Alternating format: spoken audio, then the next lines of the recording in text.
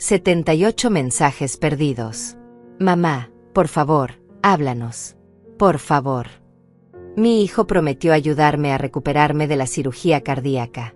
En vez de eso, me dejó sola para ir a la playa con mi nuera. Cuando le llamé, él dijo, no me hagas sentir culpable, estamos aquí para relajarnos, no para servirte. Yo solo sonreí y dije, gracias por mostrarme quién eres realmente. Algunas semanas después, tomé una decisión que ellos jamás imaginarían. Ahora Javier llama sin parar. Suplica. Ruega. Pero mi teléfono permanece en silencio sobre la mesa, vibrando como un insecto moribundo. Porque lo que él no sabe, lo que ninguno de ellos sabe, es que yo no estoy enojada. Estoy en paz. Y eso es mucho peor. Déjame explicarte cómo llegamos hasta aquí.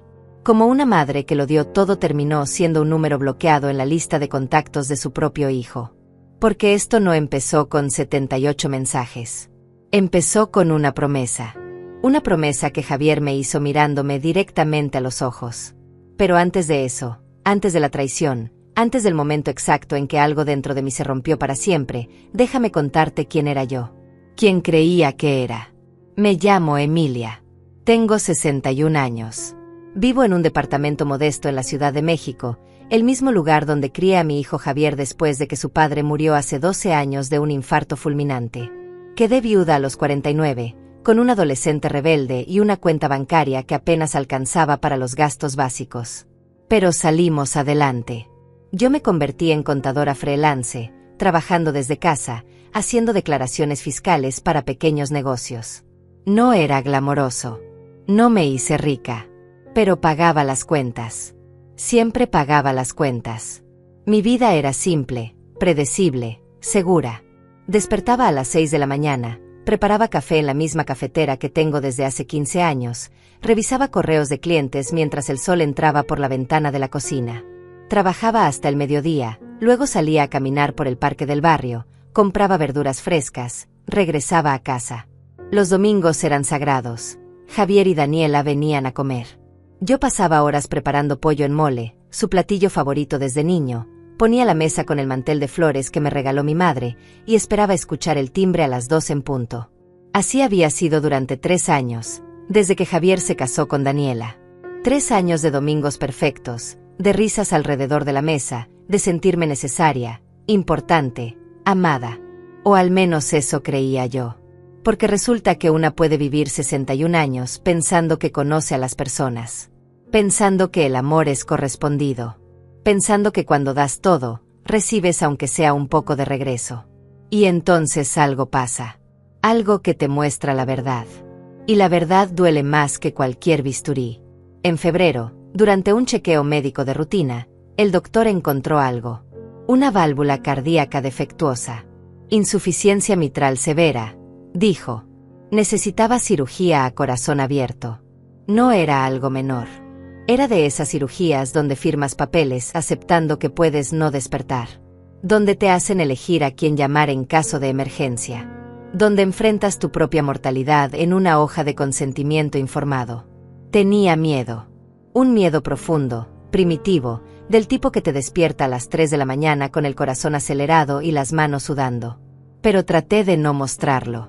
Nunca fui buena mostrando debilidad. Esa fue siempre mi maldición. Ser la fuerte, la que resuelve, la que aguanta. Cuando le conté a Javier, vino a mi casa esa misma tarde. Se sentó en el sofá de la sala, el mismo sofá donde solía hacer su tarea de niño, y me escuchó explicarle todo. Los riesgos, la recuperación, el tiempo que estaría vulnerable, incapaz de valerme por mí misma. Entonces él hizo algo que me llenó de alivio. Me tomó las manos y dijo, «Mamá, no te preocupes por nada. Yo voy a estar ahí. Voy a cuidarte durante toda la recuperación. Daniela y yo ya lo hablamos.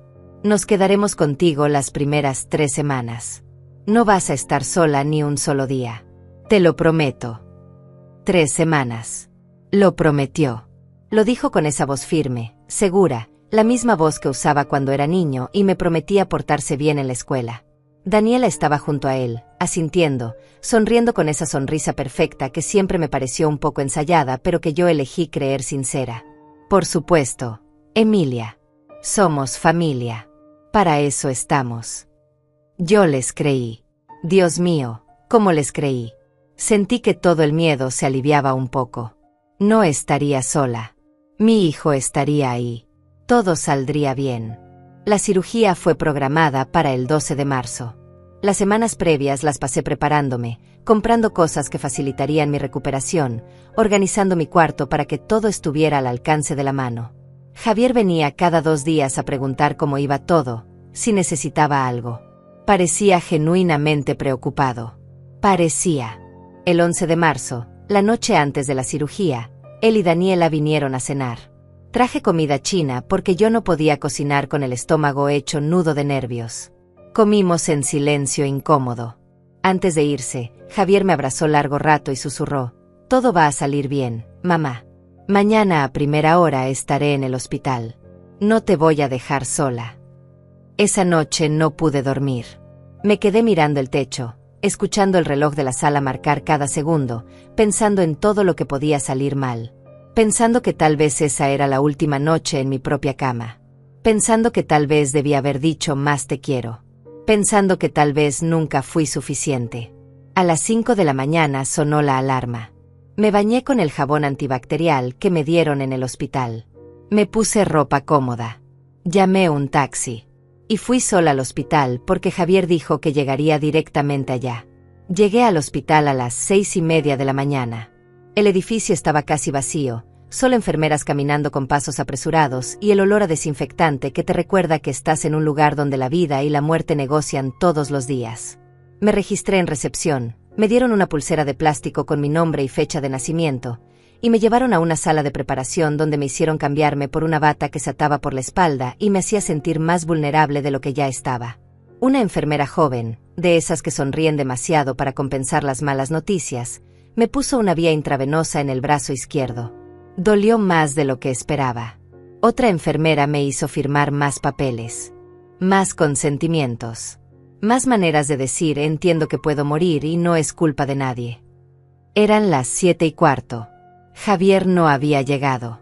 Le mandé un mensaje: «Ya estoy aquí, mi amor. Vienes en camino». 3 palomitas grises. Visto. Ninguna respuesta. A las 7:30 vino el anestesiólogo. Un hombre mayor con lentes gruesos que me explicó el procedimiento con una calma que se supone debía tranquilizarme, pero que solo me hizo sentir más pequeña. Me dijo que contara hacia atrás desde 10 cuando me pusieran la anestesia. Me dijo que no sentiría nada. Me dijo que cuando despertara, todo habría terminado. Eran las 8:50. Javier seguía sin aparecer. Le llamé. Buzón de voz. Le volví a escribir: «Hijo, ya casi es hora. ¿Dónde estás?» Nada. A las 8 en punto vinieron a buscarme. 2 camilleros me subieron a una camilla con ruedas que rechinaban contra el piso. Me llevaban por pasillos blancos, bajo luces fluorescentes que me hacían cerrar los ojos. Giré la cabeza buscando a Javier en cada esquina, en cada sala de espera. Nada. Solo pacientes con caras asustadas y familiares con caras cansadas. Pero ninguno era el mío. Entramos al quirófano. Era exactamente como en las películas. Frío. Metálico. Lleno de máquinas que hacían sonidos que no entendía. El cirujano me saludó, me dijo su nombre que olvidé inmediatamente. El anestesiólogo se acercó con una jeringa. «Emilia, vamos a empezar. Cuenta hacia atrás desde 10. 10. 9. Javier no vino. 8. Mi hijo me prometió. 7. Me lo prometió mirándome a los ojos. 6. 5. ¿Por qué? 4. 3. Y todo se volvió negro. Desperté en recuperación. No sé cuánto tiempo después. Podían haber sido minutos u horas. El tiempo no existía. Solo existía el dolor.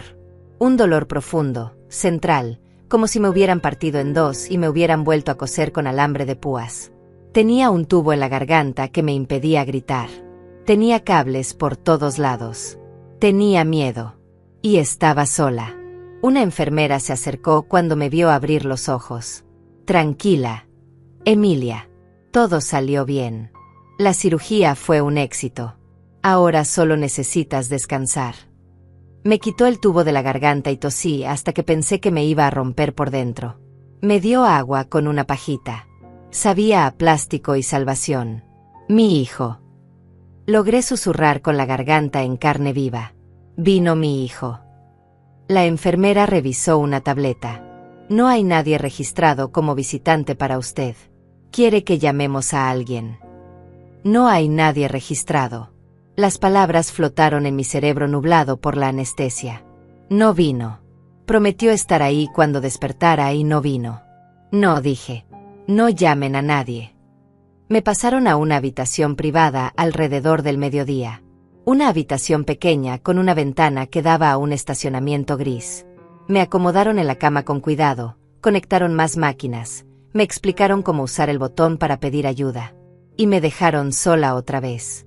A las 3 de la tarde, Javier finalmente llegó. Entró a la habitación con un ramo de flores amarillas, esas flores genéricas que venden en la tienda del hospital, y una sonrisa que no le alcanzaba a los ojos.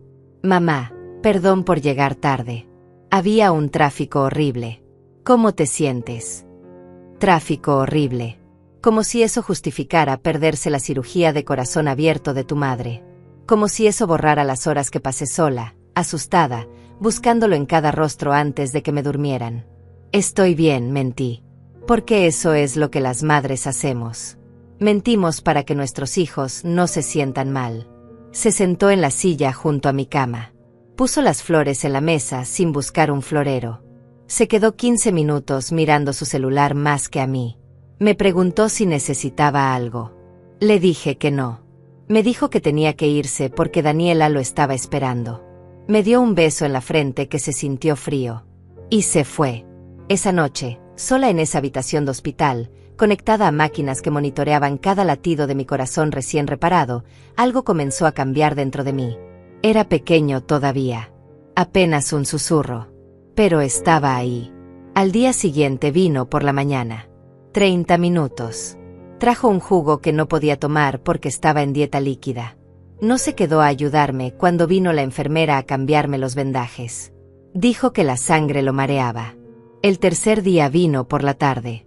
20 minutos. Daniela lo acompañó. Se tomó una selfie conmigo, con mi cara hinchada y mi bata de hospital, y la subió a Instagram con un texto emotivo, acompañando a mi suegra querida en su recuperación. La familia siempre está primero. 143 likes. 27 comentarios diciendo que no era tan amorosa. El cuarto día me dieron de alta. El doctor me explicó los cuidados que necesitaría. Nada de esfuerzo físico. Ayuda para bañarme. Alguien que cambiara mis vendajes 2 veces al día. Alguien que me ayudara a caminar los primeros días porque el equilibrio estaría afectado. Medicamentos cada 6 horas. Revisión constante de signos de infección. Javier estaba ahí cuando el doctor explicaba todo esto. Asentía. Tomaba notas en su celular. Parecía el hijo perfecto. Y yo, ingenua yo, todavía creía que cumpliría su promesa. Llegamos a mi departamento alrededor de las 4 de la tarde. Javier me ayudó a subir las escaleras despacio, sosteniéndome del brazo como si fuera de cristal. Cada escalón era una pequeña tortura. El pecho me ardía. La incisión tiraba con cada movimiento. Tardamos 10 minutos en subir lo que normalmente me tomaba 30 segundos. Dentro, todo estaba exactamente como lo había dejado 4 días atrás. La taza de té a medio tomar en la mesa de la sala. El periódico doblado sobre el sofá. Mi vida congelada en el momento justo antes de que todo cambiara. Javier me ayudó a sentarme en mi cama. Acomodó las almohadas detrás de mi espalda. Me trajo agua. Me dio las pastillas que el doctor había recetado. Bueno, mamá, dijo mirando su reloj. Daniela y yo tenemos que ir a casa a recoger algunas cosas. Nos instalamos aquí mañana temprano, ¿sí? Hoy ya es muy tarde y todavía no hemos empacado nada. Mañana. No hoy. Hoy me quedaría sola la primera noche después de una cirugía de corazón abierto. Pero el doctor dijo que necesito supervisión constante las primeras 72 horas, le recordé tratando de mantener la voz calmada. Mamá, no exageres. Ya pasaron 4 días desde la cirugía. Estarás bien una noche. Además, si pasa algo, Me llamas y vengo volando. Está a solo 20 minutos de aquí. 20 minutos.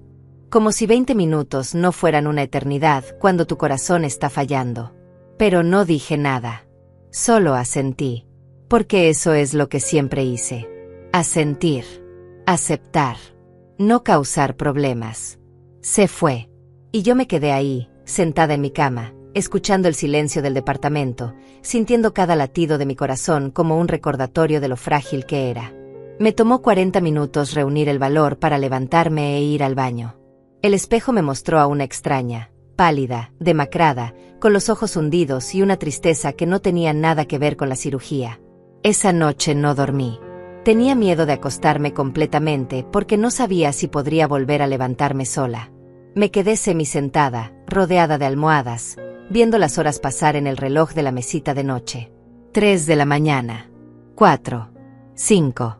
Cada ruido de la calle me sobresaltaba. Cada palpitación irregular me llenaba de pánico. Cuando amaneció, me sentí aliviada de haber sobrevivido. Qué triste, ¿no? Sentirse orgullosa de simplemente no morir durante la noche. Javier llegó al mediodía. Solo. Sin Daniela. Sin maletas. Perdón, mamá. Hubo un problema con el trabajo de Daniela. Necesita quedarse unos días más para resolver unas cosas. Pero yo estoy aquí. ¿Te vas a quedar entonces? Pregunté con una esperanza patética en la voz. Sí, claro. Bueno, me quedo hoy. Mañana tengo una junta importante que no puedo cancelar, pero regreso en la noche. No te preocupes. No te preocupes. Esas palabras estaban empezando a sonar huecas. Ese día me ayudó a cambiarme el vendaje. Lo hizo con cara de asco, mirando hacia otro lado, con las manos temblorosas. La herida se veía mal. Roja. Hinchada. Posiblemente infectada. ¿Crees que debería llamar al doctor? Le pregunté. Se ve normal para una cirugía reciente. No seas dramática. Dramática. Yo. La mujer que acababa de sobrevivir que le abrieran el pecho. Dramática por preocuparme de una posible infección. Se quedó hasta las 6 de la tarde. Me preparó un sándwich de jamón que apenas pude comer. Me ayudó a llegar al baño una vez. Y luego dijo que tenía que irse. Que Daniela estaba sola en casa. Que ella también lo necesitaba.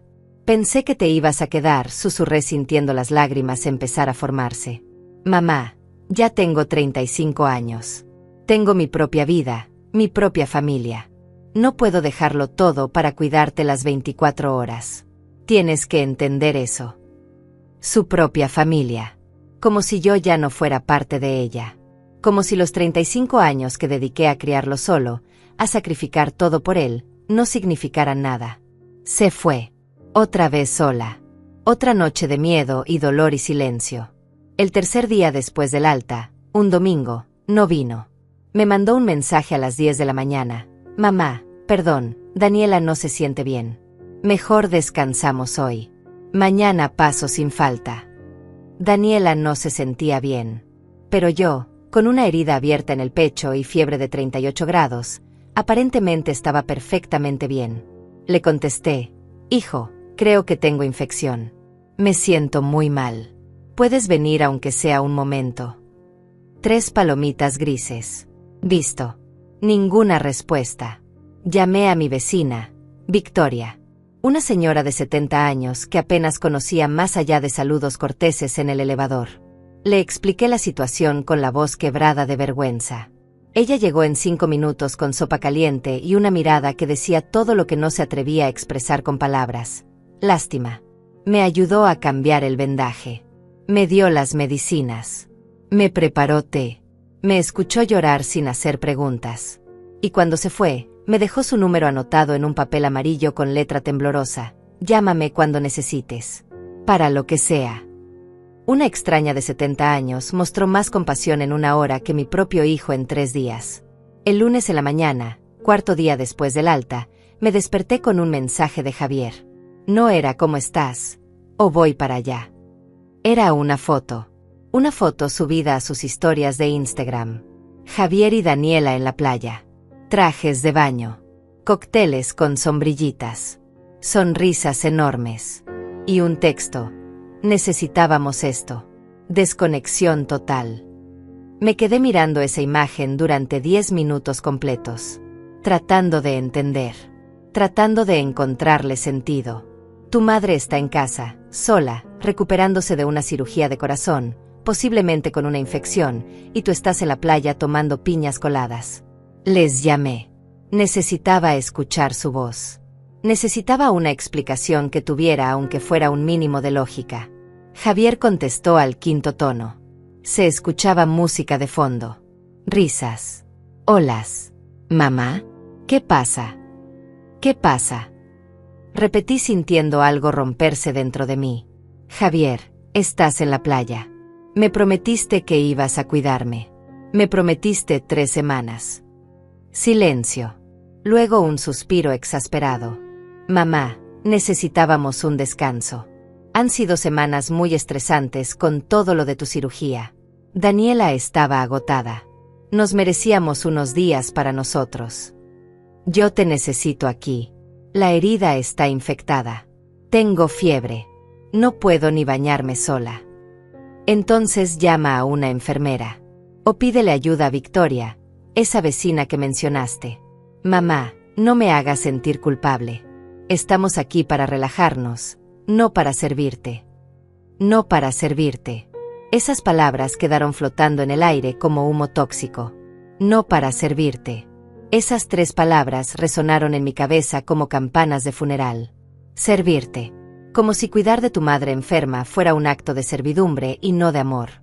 Como si los 35 años que pasé sirviéndolo a él, cocinando sus comidas favoritas, lavando su ropa, pagando su universidad, sosteniéndolo cuando el mundo se ponía difícil, como si todo eso no hubiera sido más que un trabajo del que ahora él merecía vacaciones. Algo se acomodó dentro de mí en ese momento. No fue dramático. No hubo música de fondo ni un momento de revelación cinematográfica. Fue simple. Fue claro. Fue definitivo. Como cuando un hueso fracturado finalmente se asienta en su lugar. Duele, pero al menos sabes dónde estás parado. Entiendo, dije con una calma que me sorprendió a mí misma. Mi voz salió serena, casi dulce. Disfruta tu viaje, hijo. Mamá, no te pongas así. Regresamos en una semana y entonces sí me quedo contigo unos días. ¿Sí? Una semana. Cuando las 3 semanas críticas ya hubieran pasado. Cuando ya no me necesitara tanto. Cuando ya no fuera tan inconveniente. No te preocupes, Javier. Ya encontraré la manera. ¿Ves? Sabía que entenderías. Eres la mejor, mamá. Te mando fotos. Y colgó. Así. Como si nada. Como si no acabara de destrozar el último pedazo de ilusión que me quedaba sobre quién era él realmente. Me quedé sentada en mi cama, con el teléfono todavía en la mano, sintiendo algo que no había sentido en mucho tiempo. No era tristeza. La tristeza ya la conocía. Esto era diferente. Esto era claridad. Fría, cortante, liberadora claridad. Sonreí. Y susurré para mí misma, gracias por mostrarme quién eres realmente. Victoria vino esa tarde como había prometido. Me trajo más sopa, me ayudó a ducharme, algo que me hizo llorar de humillación y gratitud a partes iguales. Me cambió el vendaje con manos expertas. Había sido enfermera antes de retirarse, me contó. Sabía exactamente qué hacer. Esto está infectado, dijo mirando la herida con preocupación. Necesitas antibióticos. ¿Tu doctor te dio algún número de emergencia? Llamamos. Me recetaron antibióticos más fuertes. Victoria fue a la farmacia a recogerlos. Pagó con su propio dinero porque yo no podía bajar las escaleras. Le dije que le pagaría después. Ella rechazó el dinero 3 veces antes de aceptarlo. Esa noche, mientras tomaba las pastillas nuevas y sentía la fiebre empezar a bajar lentamente, algo empezó a crecer en mi pecho. No era venganza. La venganza es ruidosa, emocional, reactiva. Esto era otra cosa. Esto era una decisión. Fría, calculada, necesaria. Me levanté de la cama con esfuerzo. Cada movimiento todavía dolía, pero el dolor ya no me asustaba. Fui al escritorio pequeño que tengo en la sala. Abrí el cajón donde guardo documentos importantes. Extractos bancarios. Contratos. Papeles que había archivado durante años sin realmente pensar en ellos. Empecé a revisar. Y mientras revisaba, empecé a recordar. Hace 8 años, Javier tuvo problemas económicos. Acababa de empezar un negocio que fracasó en 6 meses.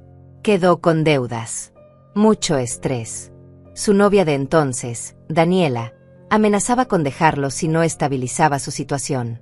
Él vino a mí llorando, como hacía cuando era niño y algo salía mal. Mamá, no sé qué hacer. Voy a perderlo todo. Yo lo abracé.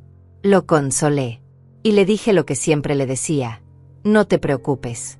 Yo te ayudo. Vendí un terreno pequeño que había heredado de mis padres. Era mi plan de retiro. Mi seguridad. Mi futuro. Lo vendí por $45,000 y se los di. Es un préstamo, le dije. Me lo devuelves cuando puedas. Él asintió, me abrazó, me prometió que me lo devolvería todo con intereses. Nunca lo hizo. Nunca mencionó ese dinero otra vez. Y yo nunca lo reclamé porque las buenas madres no le cobran a sus hijos. Las buenas madres dan sin esperar nada a cambio. 2 años después, cuando Javier se iba a casar con Daniela, no tenían dinero para el enganche de un departamento. Otra vez vino a mí. Otra vez yo vendí algo. Esta vez fueron unas joyas de mi abuela que valían unos $12,000. Te lo devuelvo, mamá, en cuanto estemos establecidos. Otra promesa. Otro olvido. Y luego, hace 3 años, cuando finalmente compraron su departamento, Javier vino con una propuesta. Mamá, estamos un poco ajustados con la hipoteca. ¿Podrías ayudarnos temporalmente con los pagos? Solo hasta que Daniela consiga un mejor trabajo. Serían como 6 meses. 6 meses se convirtieron en 8 años. $840 mensuales. Cada mes. Sin falta. Saliendo automáticamente de mi cuenta bancaria hacia la hipoteca de un departamento donde yo nunca fui realmente bienvenida. Hice los cálculos esa noche, sentada en mi escritorio con una calculadora vieja y extractos bancarios de casi una década. 45,000 del terreno. 12,000 de las joyas. 80,000 en pagos de hipoteca durante 8 años. $137,000. Ese era el precio de ser una buena madre. Y por $137,000, mi hijo no pudo quedarse conmigo 3 semanas mientras me recuperaba de una cirugía que pudo haberme matado. Por $137,000, él estaba en la playa con cócteles mientras yo le pedía a una vecina de 70 años que me ayudara a bañarme. No lloré. Ya no tenía más lágrimas. Solo tenía números. Datos. Evidencia fría de una verdad que había ignorado durante demasiado tiempo. Yo no era su madre. Yo era su banco. Su red de seguridad. Su plan de respaldo. Y los bancos no merecen amor. Solo transacciones. Abrí mi laptop. Me tomó 3 intentos ingresar la contraseña porque las manos me temblaban, no de miedo sino de algo parecido a la euforia. Entré a mi banca en línea. Busqué las transferencias automáticas. Ahí estaba, $840 programados para salir el día 1 de cada mes hacia la cuenta de la hipoteca de Javier. Moví el cursor sobre el botón de cancelar transferencia. Me quedé ahí un momento, el dedo suspendido sobre el mouse. Pensé en todas las veces que Javier me había dicho te quiero, mamá. Pensé en todos los domingos que cocinaba su platillo favorito. Pensé en la promesa que me hizo antes de la cirugía, mirándome a los ojos, sosteniendo mis manos. Y luego pensé en no me hagas sentir culpable, estamos aquí para relajarnos, no para servirte. Hice clic. Transferencia cancelada. El silencio en mi departamento era absoluto. Solo se escuchaba el zumbido de la laptop y mi respiración irregular. Me recosté en la silla sintiendo un peso enorme levantarse de mis hombros. No era alivio todavía. Era algo más complejo. Era el primer paso de un camino que no sabía exactamente a dónde me llevaría, pero sabía que tenía que caminar. Cerré la laptop. Volví a la cama. Y esa noche, por primera vez desde la cirugía, dormí 6 horas seguidas. No porque el dolor hubiera disminuido, sino porque algo más profundo, Algo que había estado roto durante mucho más tiempo que mi corazón físico, finalmente había empezado a sanar. Los siguientes días pasaron en una extraña calma. Victoria venía 2 veces al día. Por la mañana me ayudaba con el baño y el desayuno. Por la tarde cambiaba mis vendajes y se quedaba a tomar té conmigo. Hablábamos de cosas simples. Su nieta que estudiaba medicina. Mi trabajo como contadora. El clima. La telenovela que veíamos en las tardes. Nunca mencionaba a Javier. Yo tampoco. La infección empezó a ceder. La fiebre bajó. El dolor se volvió manejable. Mi cuerpo se estaba curando. Y mientras mi cuerpo sanaba, mi mente trabajaba. Observaba. Recordaba. Conectaba puntos que había ignorado durante años. Recordé la vez que Javier cumplió 16 años. Le regalé una computadora nueva que me costó el salario de 3 meses. Él la abrió, me dio las gracias sin levantar la vista, y pasó el resto del día quejándose porque no era el modelo que quería. Yo pensé, es un adolescente, ya madurará. Recordé cuando se graduó de la universidad. Yo había trabajado turnos dobles durante 4 años para pagar su colegiatura. En la ceremonia, cuando le preguntaron a quién quería agradecer, mencionó a sus profesores, a sus amigos, a su novia. Ni una sola vez dijo mi nombre. Yo pensé, está nervioso, no quiere ponerse sentimental en público. Recordé cada cumpleaños olvidado. Cada día de las madres donde el regalo era una llamada rápida de 5 minutos. Cada vez que cancelaba nuestros planes porque algo surgió. Cada vez que yo decía no te preocupes, lo entiendo cuando en realidad no entendía nada. Yo había normalizado el abandono. Lo había justificado. Lo había perdonado antes de que siquiera pidiera perdón. Porque eso es lo que me enseñaron que hacen las buenas madres. Pero nadie me enseñó que también las madres merecen respeto. Merecen ser valoradas. Merecen no ser abandonadas en su momento más vulnerable. El 7º día después de que Javier se fue a la playa, recibí un mensaje suyo. Una foto de ellos 2 brindando en un restaurante frente al mar. Último día aquí. Mañana volvemos. ¿Cómo estás, ma? ¿Cómo estás, ma? Después de 7 días. Después de prometerme 3 semanas. Después de dejarme sola con una infección que pudo haberme matado. ¿Cómo estás? Estoy mejor, respondí. Y era verdad. Estaba mejor. Pero no de la manera que él pensaba. No regresó al día siguiente como dijo. Regresó 3 días después. Apareció en mi puerta con una bolsa de pan dulce y esa sonrisa que solía derretirme, pero que ahora veía exactamente por lo que era: manipulación. Mamá, ya estoy aquí. ¿Ves que no me olvidé de ti? Traje tus conchas favoritas. Conchas. Como si el pan pudiera compensar 10 días de abandono. Entró sin esperar invitación. Se sentó en el sofá. Puso los pies sobre la mesa de centro como hacía cuando era adolescente. Te ves mucho mejor. Sabía que estabas exagerando. Ya ves que no necesitabas que me quedara. Exagerando. Una cirugía de corazón abierto. Una infección. Fiebre de 38 grados. Pero yo estaba exagerando. Sí, dije sentándome frente a él con cuidado. La incisión todavía tiraba cuando me movía rápido. Victoria fue de mucha ayuda. ¿Quién es Victoria? Mi vecina. Ella me cuidó mientras tú estabas en la playa. Algo cruzó por su rostro. ¿Vergüenza? ¿Culpa? Desapareció tan rápido que pude haberlo imaginado. Ah, qué bueno que tuviste ayuda entonces. ¿Ves? Al final todo salió bien. Al final todo salió bien. Como si el resultado justificara el abandono. Como si porque sobreviví, su traición no importara. Se quedó 20 minutos. Me contó del hotel. De la comida. De lo relajados que estaban. De lo mucho que Daniela necesitaba ese descanso. No preguntó por mis medicinas. No preguntó si necesitaba algo del supermercado. No preguntó cómo había pagado los antibióticos o quién me había llevado a la consulta de seguimiento con el doctor. Bueno, mamá, tengo que irme. Quedé de ayudar a Daniela con unas compras. Pero ya sabes dónde estoy si necesitas algo. Sí, sabía exactamente dónde estaba. A 20 minutos de distancia. a un mundo de distancia, a una vida de distancia. Cuando se fue, saqué mi laptop otra vez. Tenía más decisiones que tomar. Entré a la página del seguro de vida que había contratado hace 15 años. $500 mensuales durante 15 años. $90,000 pagados por una póliza de $350,000 que se activaría cuando yo muriera. El beneficiario, Javier Ramírez, mi hijo. Cambié el beneficiario. Ahora era Gabriela Moreno, mi hermana. Gabriela vivía en Guadalajara.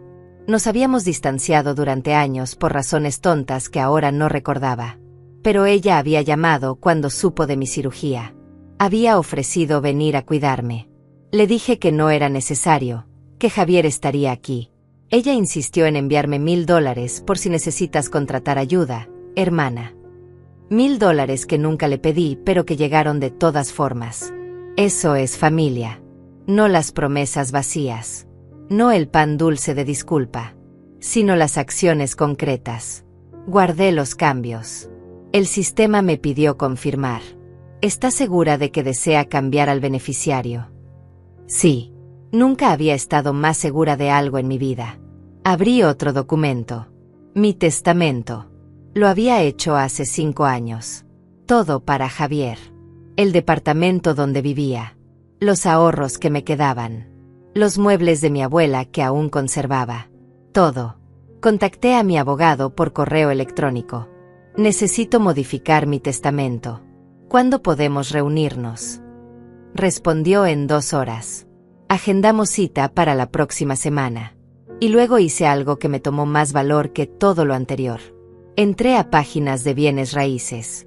Empecé a buscar departamentos en venta. No en la Ciudad de México. En Guadalajara. Cerca de donde vivía Gabriela. Vi fotos de lugares pequeños, acogedores, con buena luz. Lugares donde podría empezar de nuevo. Donde nadie me conocería como la madre de Javier. Donde yo sería simplemente Emilia. Una mujer de 61 años que sobrevivió a una cirugía de corazón y decidió que merecía algo mejor que migajas de afecto. Guardé 3 opciones en favoritos.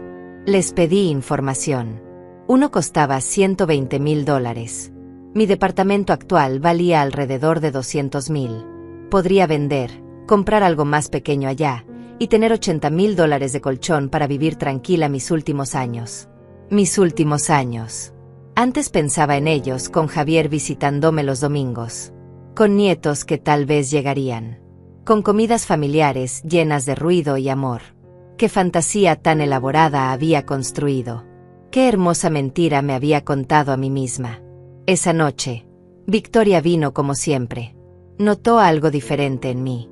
Te ves mejor, dijo mientras preparaba té. No solo físicamente. Hay algo distinto en tus ojos. Estoy tomando decisiones, le dije. Ella sonrió. Una sonrisa triste y sabia de alguien que había vivido suficiente para entender. Las mejores decisiones siempre duelen al principio. Le conté todo. Las transferencias canceladas. El testamento que cambiaría. Los departamentos en Guadalajara. Esperaba que me dijera que estaba exagerando. Que Javier era mi hijo y merecía otra oportunidad. Que la familia es familia. En lugar de eso, tomó mi mano con sus dedos arrugados y dijo, mi hija no me habló durante 5 años porque no le presté dinero para un auto. 5 años. Emilia. Y cuando volví a saber de ella fue porque necesitaba que cuidara a mis nietos gratis mientras ella trabajaba. Algunas personas solo te buscan cuando te necesitan. Y tú no le debes tu vida a nadie que solo te ve como un recurso. Lloré. Lloré todo lo que no había llorado en semanas. Victoria me abrazó y me dejó llorar en su hombro como una niña. Y cuando terminé, me sentí más ligera. Como si cada lágrima hubiera sido un peso que cargaba y finalmente podía soltar. ¿Crees que soy mala madre? Le pregunté con la voz ronca. Creo que fuiste demasiado buena madre. Y ahora es tiempo de ser buena contigo misma. Pasaron 2 semanas más. Mi cuerpo seguía sanando. La herida cerró completamente. Los puntos se disolvieron. El dolor se convirtió en una molestia ocasional. Podía caminar sin ayuda, bañarme sola, prepararme comida simple. Físicamente, estaba recuperándome bien. El doctor lo confirmó en mi cita de seguimiento. Su corazón está funcionando perfectamente, señora Emilia. Hizo usted un trabajo excelente cuidándose. Un trabajo excelente. Gracias a Victoria, no a mi hijo. Javier llamaba ocasionalmente, una vez cada 3 o 4 días. Conversaciones de 5 minutos. ¿Cómo estás, ma? Bien, hijo. ¿Necesitas algo? No, gracias. Bueno, te dejo, tengo que hacer unas cosas. Clic. Así eran nuestras interacciones ahora. Superficiales.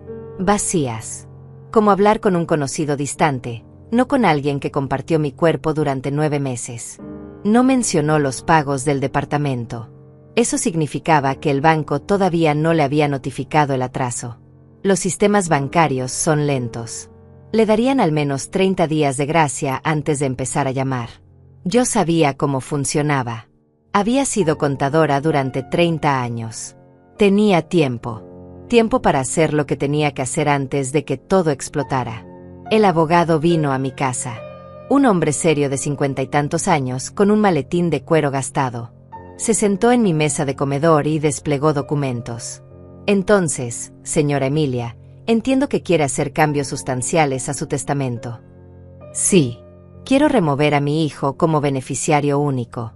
Quiero dividir todo entre mi hermana Gabriela y una fundación de caridad que ayuda a personas mayores sin familia. Levantó las cejas, pero no hizo preguntas personales. Los buenos abogados nunca lo hacen. ¿Qué porcentajes desea asignar? 50% para mi hermana. 50% para la fundación. ¿Y su hijo? Nada. Escribió en silencio. Luego levantó la vista.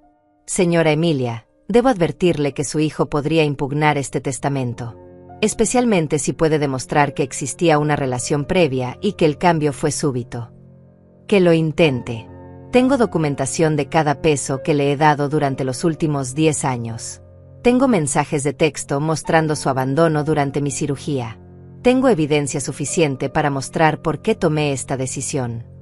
Asintió lentamente. Entiendo. Entonces procederemos. Necesitaré que firme aquí, aquí y aquí. Firmé.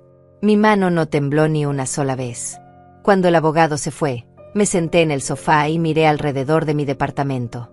30 años de vida acumulada en estas paredes. Fotos de Javier en diferentes edades.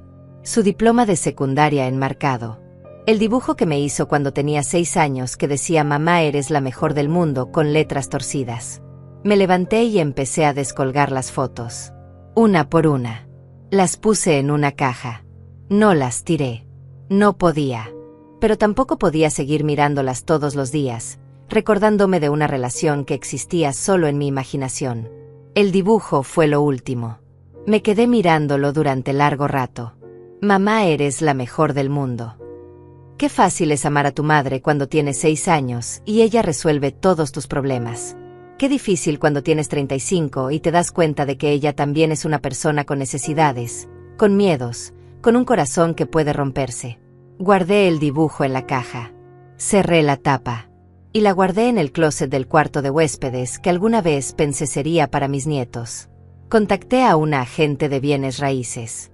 Le expliqué que quería vender mi departamento. Vino al día siguiente. Una mujer eficiente de 40 años con tacones altos y una tablet. Recorrió cada habitación tomando fotos y notas. Es una buena propiedad, dijo. Ubicación excelente. Bien mantenida. Podemos listarla por $210,000 y probablemente conseguir ofertas rápido. El mercado está caliente ahora mismo. ¿Cuánto tiempo tomaría vender? Si tenemos suerte, 1 mes. Tal vez menos. Hagámoslo. Firmé el contrato de listado. En 3 días, las fotos estaban en línea. En una semana, tuvimos la primera visita. Una pareja joven esperando su primer bebé. Miraban el departamento con ojos soñadores, imaginando su futuro aquí, como yo alguna vez imaginé el mío. Les ofrecí café. Les conté que había criado a mi hijo aquí, que estas paredes tenían buenos recuerdos. Mentí, pero eran mentiras amables. El tipo de mentiras que ayudan a vender propiedades. Hicieron una oferta 2 días después. $205,000. Acepté. Todo estaba en movimiento ahora, como piezas de dominó cayendo en secuencia. No podía detenerlo aunque quisiera. Y no quería. Llamé a Gabriela. No habíamos hablado mucho desde la cirugía más allá de mensajes cortos. Su voz sonó sorprendida cuando contestó. «Emilia, ¿estás bien? ¿Pasó algo?» «Estoy bien. Mejor que bien, de hecho. Necesito hablar contigo sobre algo importante». Le conté todo. Cada detalle. La promesa rota. El abandono. Las transferencias de dinero durante años. Las decisiones que estaba tomando. Mi plan de mudarme a Guadalajara. Hubo silencio largo del otro lado de la línea. Luego escuché un sollozo. «Emilia, yo no sabía que estabas pasando por todo esto sola. Debí haber insistido en ir cuando te operaron». No podía saber. Yo tampoco sabía que las cosas estaban tan mal hasta que pasó. «Ven a Guadalajara. Por favor. Puedes quedarte conmigo mientras buscas departamento. O quédate todo el tiempo que necesites. Tengo una habitación extra que nunca uso. Sería bueno tenerte cerca, hermana». Hermana. ¿Cuánto tiempo sin escuchar esa palabra dicha con cariño real? Gracias, Gaby. Acepto tu oferta. Probablemente esté ahí en un mes, cuando cierre la venta del departamento. ¿Se lo has dicho a Javier? No, y no pienso decírselo hasta que sea necesario. Otro silencio. Luego, ¿estás segura de esto? Es tu hijo, Emilia. Es mi hijo. Pero yo también soy una persona. Y merecía mejor. Sí, sí merecías. Colgamos con la promesa de hablar más seguido. Y por primera vez en años, sentí que tenía familia de verdad. No por obligación de sangre, sino por elección mutua. El primer día del mes siguiente llegó. El día en que la transferencia automática de $840 normalmente salía de mi cuenta hacia la hipoteca de Javier. Pero esta vez no salió. Esta vez, ese dinero se quedó en mi cuenta. Me senté frente a mi laptop toda la mañana esperando. Esperando el mensaje. La llamada. El momento en que Javier se daría cuenta. Llegó a las 2 de la tarde. Un mensaje. «Mamá, el banco me mandó un aviso de que el pago de este mes no se hizo. Se te olvidó hacer la transferencia». Se me olvidó. Como si 8 años de pagos puntuales pudieran olvidarse por accidente. No contesté inmediatamente. Dejé que el mensaje se quedara ahí, sin leer, durante 2 horas. Quería que sintiera aunque fuera una fracción de la ansiedad que yo sentí cuando lo llamaba desde el hospital y no contestaba. A las 4 de la tarde, respondí, «No se me olvidó». 3 puntos aparecieron. Desaparecieron. Volvieron a aparecer. Finalmente, ¿qué quieres decir con que no se te olvidó? Quiero decir que decidí dejar de hacer esos pagos. El teléfono sonó inmediatamente. Javier. Dejé que sonara 4 veces antes de contestar. «Mamá, ¿qué está pasando? ¿Por qué no hiciste el pago?» «Porque ya no voy a hacerlo, Javier». «¿Cómo que no vas a hacerlo? Llevamos años con este acuerdo». «No teníamos un acuerdo. Tú tenías una necesidad y yo la cubrí. Durante 8 años. $80,000. Sin preguntarte cuándo ibas a empezar a pagar tú mismo. Sin recordarte que dijiste que serían solo 6 meses. Mamá, no puedes hacer esto. Tenemos un presupuesto basado en que tú pagas esa parte. Si dejas de pagar, vamos a tener problemas. Yo tuve problemas hace un mes cuando estaba sola en casa con una infección después de una cirugía de corazón mientras tú estabas en la playa. Pero tú no estuviste ahí para ayudarme con mis problemas». Silencio. Luego, con voz más suave, casi manipuladora. «Mamá, ya hablamos de eso. Te pedí perdón. Estaba estresado y necesitaba un descanso». «No me pediste perdón, Javier. Nunca dijiste esas palabras. Y aunque lo hubieras hecho, perdón no paga una hipoteca. Perdón no borra 8 años de dependencia financiera de tu madre. Mamá, por favor, no hagas esto. Somos familia». Su voz había cambiado. Ya no era exigente. Ahora sonaba desesperada. Casi suplicante. Qué rápido cambian las personas cuando necesitan algo. Tienes razón, Javier. Somos familia. Y las familias se apoyan mutuamente. Se cuidan cuando están enfermas. Cumplen las promesas que hacen. Pero parece que tenemos diferentes definiciones de lo que significa familia. ¿Esto es venganza? Me estás castigando. Venganza. Qué palabra tan dramática para algo tan simple. No es venganza. Es consecuencia. Durante 35 años te he dado todo. Tiempo, dinero, amor. Y pensé que eventualmente recibiría algo de vuelta. No necesariamente dinero. Solo presencia. Solo que estuvieras ahí cuando más te necesitaba. Pero no estuviste.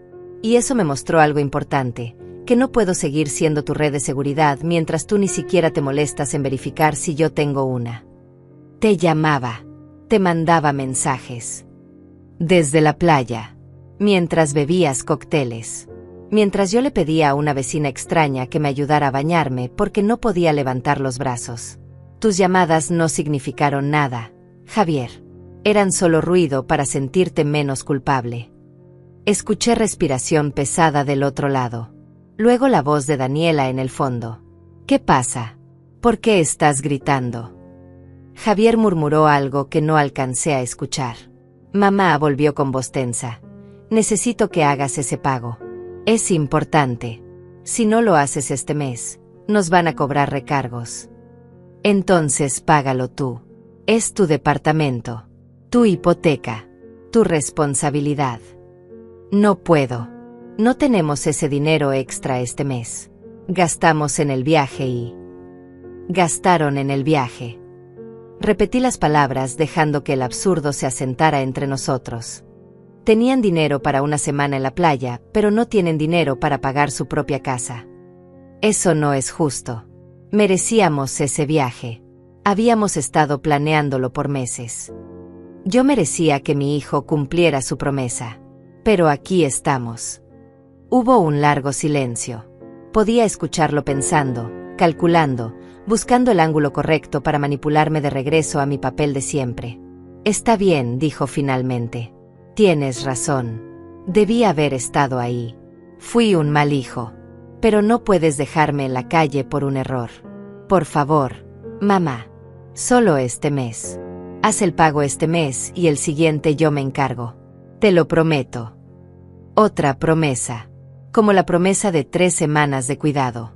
Como la promesa de devolverme el dinero del terreno. Como todas las promesas que se evaporaban en el aire en cuanto dejaban sus labios. No, Javier. No, así nada más. Así nada más. Eres mi madre. Se supone que las madres ayudan a sus hijos. Y ahí estaba. La verdadera cara. No más súplicas suaves. Solo exigencia. Indignación de que yo me atreviera a decir que no. Las madres ayudan a sus hijos, dije con calma. Pero los hijos también cuidan a sus madres. Especialmente cuando esas madres acaban de sobrevivir una cirugía de corazón. Esa ecuación tiene que balancearse, Javier. Y en nuestra relación, nunca lo ha hecho. Esto es ridículo. Voy para allá. Necesitamos hablar en persona. No tienes que venir. Voy de todos modos. Llegaré en media hora. Colgó.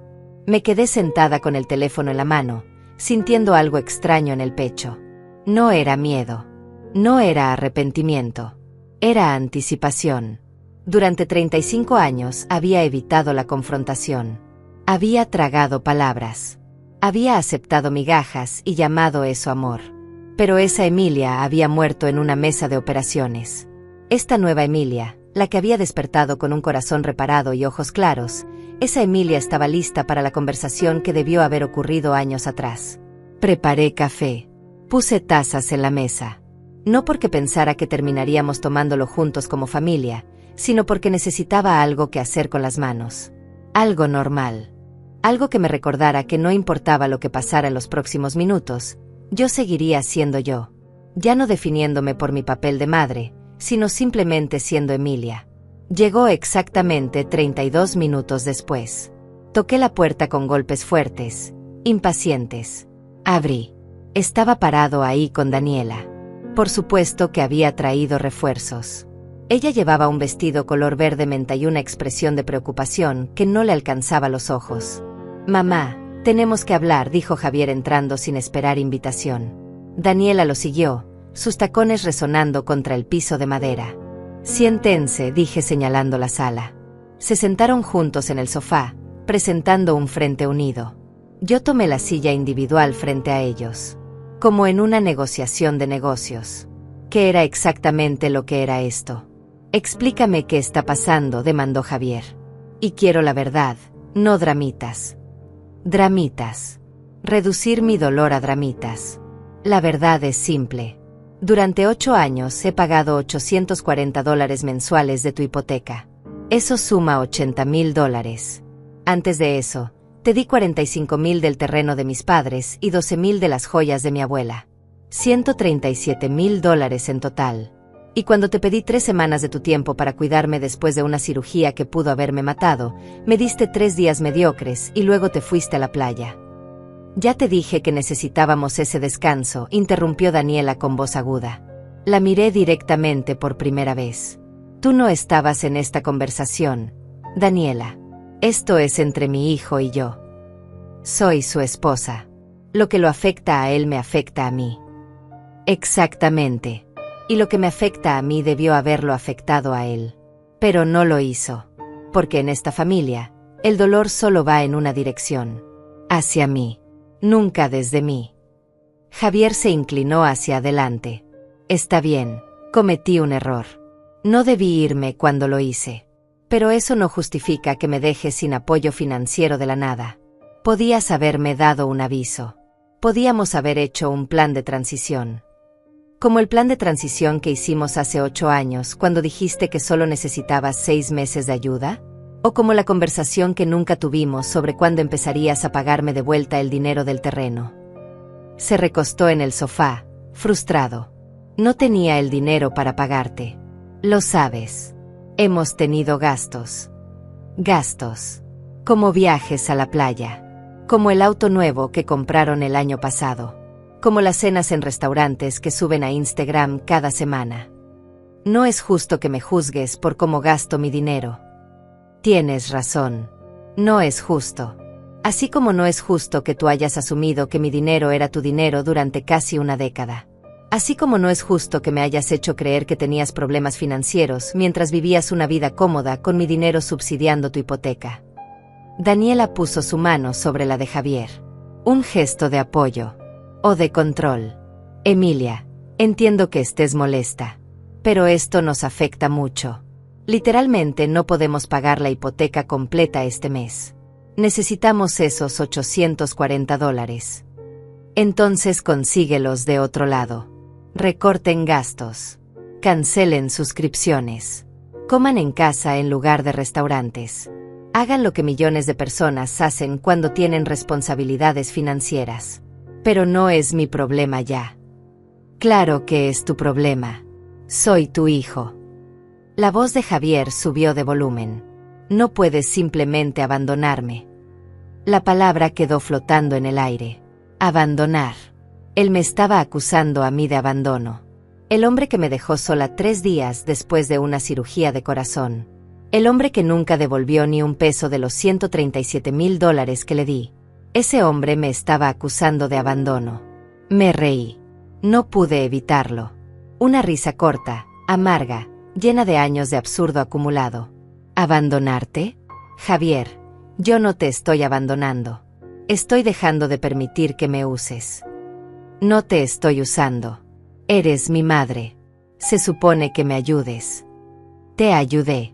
Durante 35 años. Te di todo lo que tenía y algunas cosas que no tenía.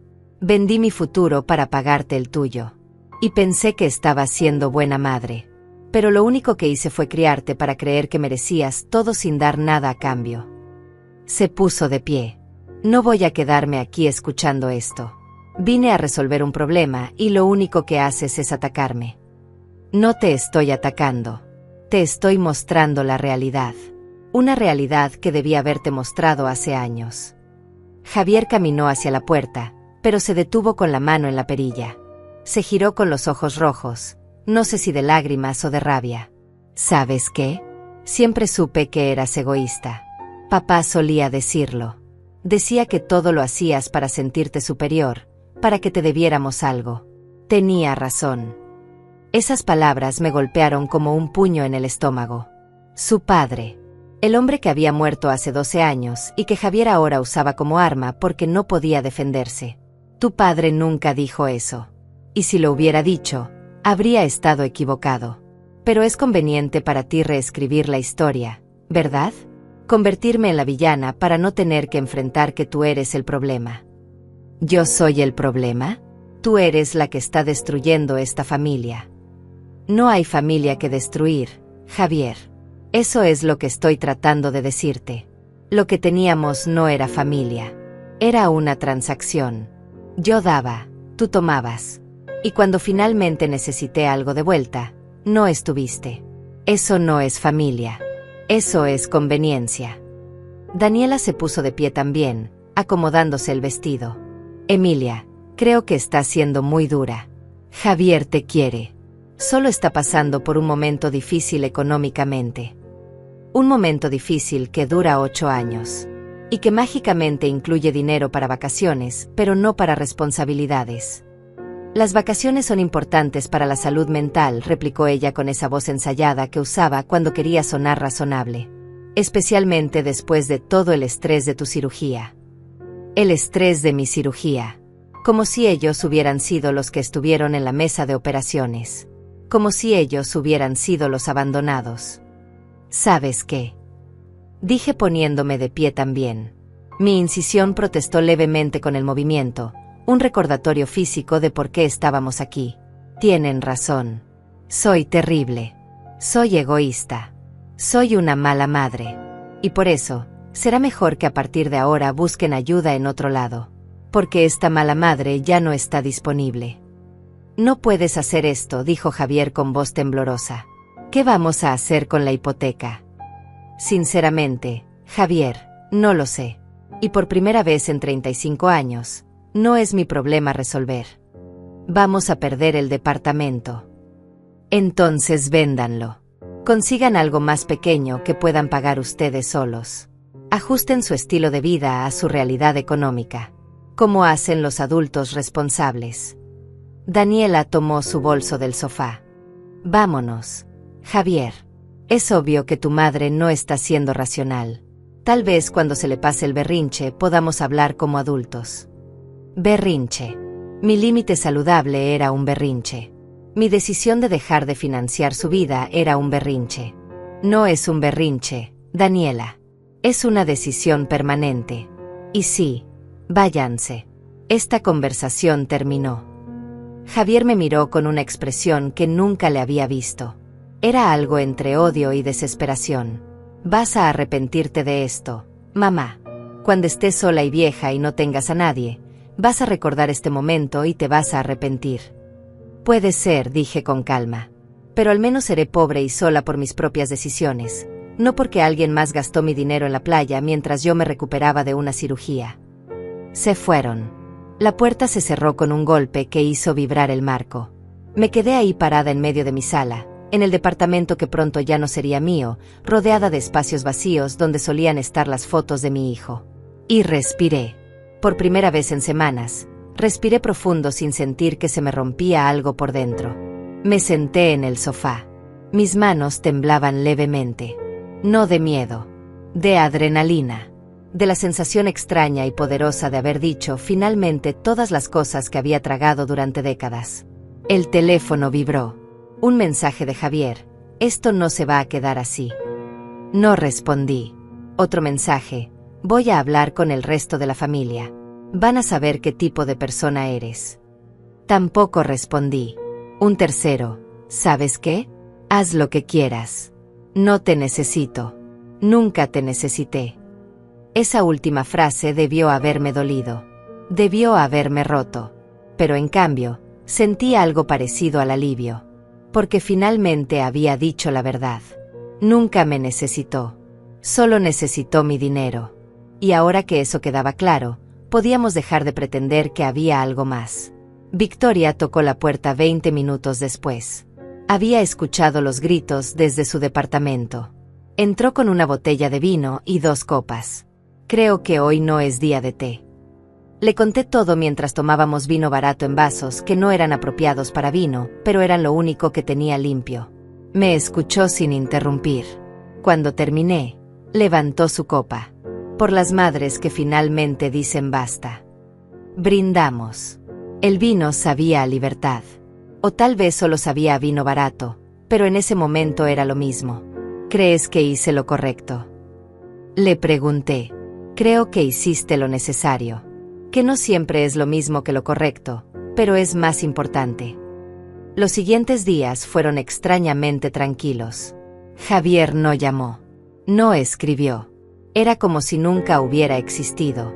Excepto que sí existía, en algún lugar, probablemente llamando a parientes que no había contactado en años para contarles su versión de la historia. Mi prima Laura llamó 3 días después. Emilia, Javier me dijo que estás teniendo problemas. Que te negaste a ayudarlo con su hipoteca y que están a punto de perder su casa. ¿Qué está pasando? Le expliqué. Todo. Los 8 años de pagos. El abandono durante la cirugía. Las promesas rotas. Hubo un largo silencio. No sabía nada de eso, dijo finalmente.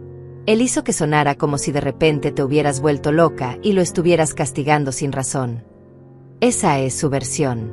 La mía tiene recibos bancarios. Dios. Emilia. Lo siento mucho. No debí haber llamado sin escuchar tu lado primero. No te preocupes. Habrá más llamadas. Javier es bueno pintándose como víctima. Hubo 2 llamadas más esa semana. Parientes distantes. Amigos de la familia que no sabían realmente nada, pero querían opinar de todos modos. A todos les di la misma explicación tranquila, sin drama, solo hechos. Algunos entendieron. Otros no. Dejé de importarme quién estaba de qué lado. La venta del departamento avanzaba. Los compradores pasaron la inspección. Se aprobó su hipoteca.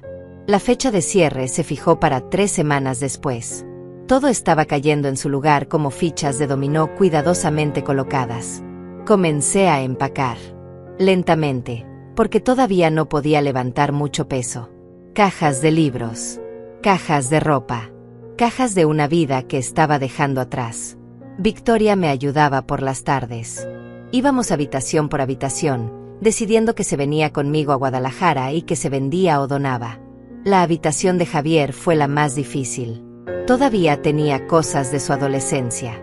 Trofeos de fútbol. Libros de texto viejos. Una guitarra que nunca aprendió a tocar bien. Le envié un mensaje. Tienes cosas aquí. ¿Las quieres o las dono? Respondió 2 días después. Haz lo que quieras. Las doné todas. Excepto el álbum de fotos de su infancia. Ese lo guardé. No por él. Por mí. Por la madre que fui entonces, que hacía su mejor esfuerzo con lo que sabía. 2 semanas antes del cierre, recibí una llamada desde un número desconocido. Contesté con cautela. ¿Señora Emilia Moreno? Sí. Habla del banco. Tenemos a un señor Javier Ramírez aquí, quien nos indica que usted es garante de su hipoteca y que hay un malentendido sobre los pagos. Mi sangre se enfrió. No soy garante de nada. Esa hipoteca está completamente a su nombre. Entiendo. Él insiste en que usted ha estado haciendo los pagos y que hubo un problema técnico este mes. No hubo problema técnico. Decidí dejar de hacer esos pagos. Eran voluntarios de mi parte, no una obligación contractual. Puede confirmar que no tiene ninguna responsabilidad legal sobre esta hipoteca. Confirmo completamente. Revisen sus documentos. Mi nombre no está en ningún papel. Escuché murmuros del otro lado. Javier discutiendo con alguien. Luego el empleado del banco volvió. Gracias por aclarar eso, señora. Que tenga buen día. Colgan. Me quedé mirando el teléfono pensando en la desesperación que debe haber sentido Javier para ir al banco con esa historia. Para intentar implicarme legalmente en su hipoteca. para hacer un último intento de forzarme a seguir pagando. Sonreí. Una sonrisa triste pero liberada. Porque intentó. Lo intentó con todas sus fuerzas. Y falló. La última semana en el departamento fue surrealista. Las cajas estaban apiladas en cada esquina. Los muebles que no me llevaría tenían etiquetas de venta. El espacio se veía cada vez más vacío, más impersonal, como si ya no fuera mío. Y supongo que ya no lo era. En unos días pertenecería a esa pareja joven con su bebé en camino, y ellos llenarían estas paredes con sus propios recuerdos, sus propias esperanzas. Victoria vino todos los días. A veces traía comida, a veces solo su compañía. El día antes del cierre, me ayudó a empacar las últimas cosas de la cocina. ¿Estás segura de esto?, preguntó mientras envolvía platos en papel periódico. Todavía puedes cambiar de opinión. Nunca he estado más segura de algo. ¿Y si Javier cambia? ¿Y si aprende de esto? Me detuve con una taza en la mano. Era la taza que Javier me había regalado en el Día de las Madres hace 10 años. Decía mejor mamá del mundo con letras doradas que ya se estaban borrando. Si cambia, me alegraré por él. Pero ese cambio no puede depender de que yo siga siendo su red de seguridad. Tiene que venir de él, de adentro. Y yo no puedo esperarlo sacrificando mi propia paz. Envolví la taza y la metí en una caja marcada como donación. Esa noche, sola en mi habitación casi vacía, mi teléfono vibró. Era Javier. No un mensaje de texto. Una llamada. Miré la pantalla iluminarse con su nombre. Dejé que sonara. Una vez. 2 veces. 3. 4. 5. 6. Al 7º timbre, contesté. Hola, Javier. Silencio. Luego respiración irregular. Mamá. Su voz sonaba rota. Mamá, por favor. Nos van a quitar el departamento. El banco nos dio 30 días. Por favor, ayúdanos. Solo esta vez más. Te prometo que después encontraremos la manera de pagarlo nosotros. Otra promesa. ¿Cuántas llevábamos ya? No, hijo. Por favor. Ahora estaba llorando. Llorando de verdad. No sé qué más hacer. Ya intenté conseguir un préstamo y me lo negaron. Daniela está furiosa conmigo. Su familia piensa que soy un fracaso. Todo se está cayendo a pedazos y tú eres la única que puede ayudarme. Javier, escúchame bien. Voy a decir esto una sola vez. No voy a ayudarte. No porque quiera verte sufrir, sino porque ayudarte ahora sería lastimarte más. Durante 8 años te permití vivir por encima de tus posibilidades. Te permití creer que el dinero simplemente aparecía. Te protegí de las consecuencias de tus decisiones. Y lo único que logré fue criarte para ser un hombre de 35 años que no sabe cómo resolver sus propios problemas. Soy tu hijo. Lo eres. Y precisamente por eso debí haberte enseñado esto hace años. Pero nunca es tarde. Javier, pierdan el departamento si tienen que perderlo. Consigan algo más pequeño. Aprendan a vivir dentro de sus medios. Crezcan. Porque esto que estás haciendo ahora, llamándome desesperado, no es amor de hijo. Es dependencia. Y yo ya no puedo alimentar esa dependencia. Te odio. Lo dijo en voz baja, casi en un susurro. Te odio tanto. Lo sé. Y está bien. Prefiero que me odies siendo honesta que me ames por mi dinero. Colgó. No volvió a llamar. El día del cierre llegó. Firmé papeles durante 2 horas. Cada firma era un paso más lejos de la vida que conocía. La agente de bienes raíces me entregó un cheque por $198,000 después de comisiones y gastos. Lo doblé y lo metí en mi bolso. Casi $200,000. Mi futuro condensado en un pedazo de papel. Los compradores llegaron con su bebé recién nacido. La esposa me abrazó. Gracias por vendernos este lugar. Criaremos a nuestra hija aquí. Haremos muchos recuerdos felices. Espero que sí, dije con sinceridad. Este lugar merece eso. Salí del edificio donde había vivido 30 años con 2 maletas y una sensación de vértigo. Victoria me esperaba afuera con su auto. Lista. Lista. Me llevó a la estación de autobuses. El autobús a Guadalajara salía en 1 hora. Mientras esperábamos, tomamos café aguado de máquina en vasos de plástico. ¿Vas a extrañar la ciudad?, preguntó Victoria. Voy a extrañarte a ti. Sonrió con los ojos húmedos. Tienes mi número. Y Guadalajara no está tan lejos. Puedo visitarte. Me gustaría eso. Cuando anunciaron mi autobús, nos abrazamos largo rato. Gracias, le susurré. Por todo. Por cuidarme cuando nadie más lo hizo. Cuídate, Emilia. Y recuerda que hiciste lo correcto.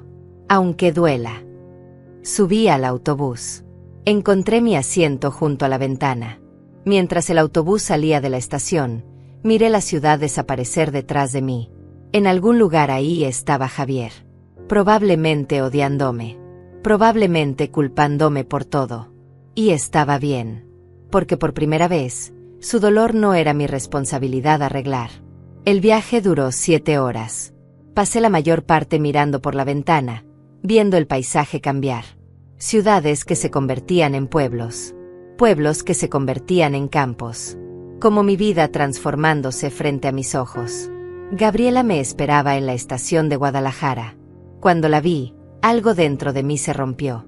Corrí hacia ella tanto como mi pecho todavía en recuperación me lo permitió. Nos abrazamos ahí en medio de la estación, 2 hermanas que habían perdido demasiado tiempo siendo extrañas. Bienvenida a casa, dijo. Casa. Qué palabra tan extraña y hermosa. Su departamento era pequeño pero acogedor. Tenía una habitación para mí con una ventana que daba a un jardín lleno de flores. Es temporal, dijo Gabriela. Hasta que encuentres tu propio lugar. O te quedas todo el tiempo que quieras. Lo que prefieras. Me quedé 2 semanas. En ese tiempo, visité 3 departamentos. El tercero era perfecto. Un lugar pequeño en un edificio tranquilo. Un dormitorio, una sala con mucha luz, una cocina funcional. Costaba $115,000. Hice la oferta ese mismo día. Mientras esperábamos que se aprobara todo, Gabriela y yo nos reconectamos. Hablamos de nuestra niñez, de nuestros padres, de los años perdidos por peleas tontas que ninguna de las dos recordaba bien. Perdimos tanto tiempo, dije una tarde mientras tomábamos café en su balcón. Pero tenemos ahora, respondió ella. Y todos los años que vienen. Mi teléfono vibraba ocasionalmente. Mensajes de Javier que no abría. Llamadas que no contestaba. Al principio eran frecuentes. Luego empezaron a espaciarse. Un mensaje cada 2 días. Luego cada 3. Luego una vez a la semana. Hasta que un día, 6 semanas después de que llegara a Guadalajara, los mensajes cambiaron de tono. Ya no eran súplicas. Ya no eran insultos. Eran algo diferente. Mamá. Vendimos el departamento. Conseguimos uno más pequeño que podemos pagar. Daniela consiguió un segundo trabajo. Yo también. Estamos aprendiendo a vivir diferente. No respondí, pero lo leí. 3 días después, otro mensaje. Sigo enojado contigo. Pero entiendo por qué lo hiciste. No lo apruebo. Pero lo entiendo. Seguí sin responder. Una semana más tarde. ¿Estás bien? ¿Dónde estás? Fui a tu departamento y hay otras personas viviendo ahí. Victoria me dijo que te fuiste, pero no me dijo a dónde. Finalmente, respondí. Estoy bien. Estoy en un lugar donde soy valorada por quien soy, no por lo que puedo dar. ¿Puedo saber dónde? Todavía no. Y así quedó. Él mandaba mensajes ocasionales. Yo respondía brevemente. No había reconciliación. No había momento de película donde todo se arreglaba con un abrazo. Pero había algo. Un respeto nuevo. Frágil. Condicional. Pero ahí. 2 meses después de llegar a Guadalajara, me mudé a mi propio departamento. Gabriela me ayudó a desempacar. Colgamos cortinas. Armamos muebles nuevos que compré con mi dinero, para mi espacio, para mi vida. Esa noche, sola en mi nuevo hogar, me senté en el balcón con una taza de té. El aire olía diferente aquí. Más limpio. Más fresco. O tal vez solo olía a posibilidad. Mi teléfono vibró. Javier otra vez. Esta vez era una foto. Él y Daniela en un departamento pequeño, claramente más modesto que el anterior. Se veían cansados. Pero había algo diferente en sus ojos. Algo que se parecía a madurez. El mensaje decía: primer mes pagando todo nosotros solos. No fue fácil, pero lo logramos. Sonreí. Escribí: me alegro por ustedes. ¿Podemos hablar algún día? En persona. Algún día. Cuando ambos estemos listos. ¿Cuándo será eso? No lo sé todavía. Y era verdad. No lo sabía. Tal vez en 6 meses. Tal vez en 1 año. Tal vez nunca. Pero por primera vez, estaba bien no saberlo. Estaba bien vivir en la incertidumbre. Porque la certeza que tenía antes, esa de ser la madre que siempre estaba ahí sin importar qué, me había costado todo. Victoria me llamó esa semana. ¿Cómo va todo por allá? Bien. Diferente. Pero bien. ¿Has sabido de Javier? Un poco. Está aprendiendo. ¿Y tú? ¿Estás feliz? Me detuve a pensarlo. ¿Feliz? No exactamente. Había días difíciles. Días donde extrañaba la familiaridad de mi vida anterior, incluso con todo su dolor. Pero había algo más profundo que felicidad. Había paz. Había dignidad. Había la satisfacción tranquila de saber que finalmente me había elegido a mí misma. Estoy en camino, dije finalmente.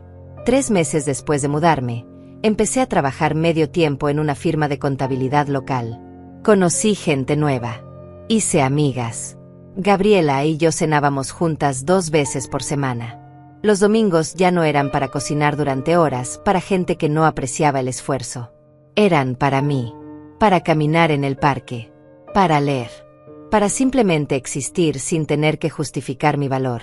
Y los mensajes de Javier continuaban. Esporádicos. A veces pasaban semanas sin nada. Luego llegaba una foto. Un mensaje corto.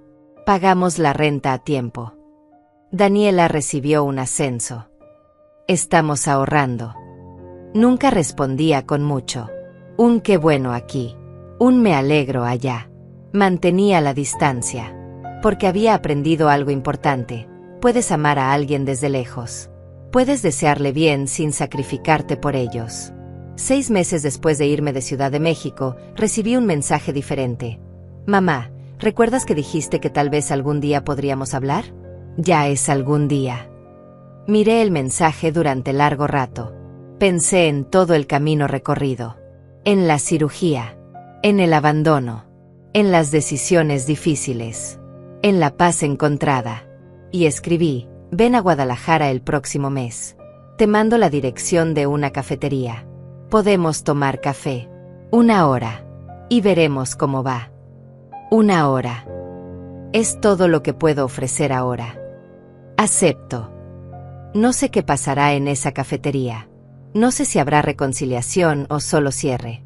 No sé si Javier realmente ha cambiado o si solo está siendo estratégico.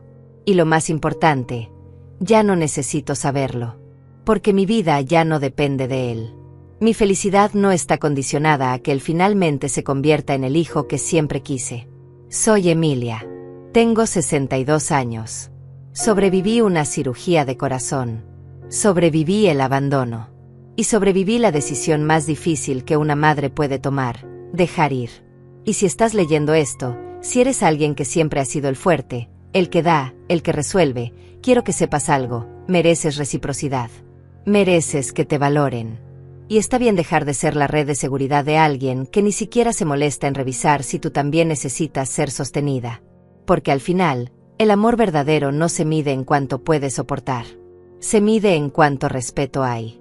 Y yo finalmente aprendí a respetarme a mí misma. Entonces, déjame preguntarte algo. ¿Tú ya aprendiste? ¿O sigues esperando que las personas cambien mientras tú sigues dando pedazos de ti que nunca te devuelven?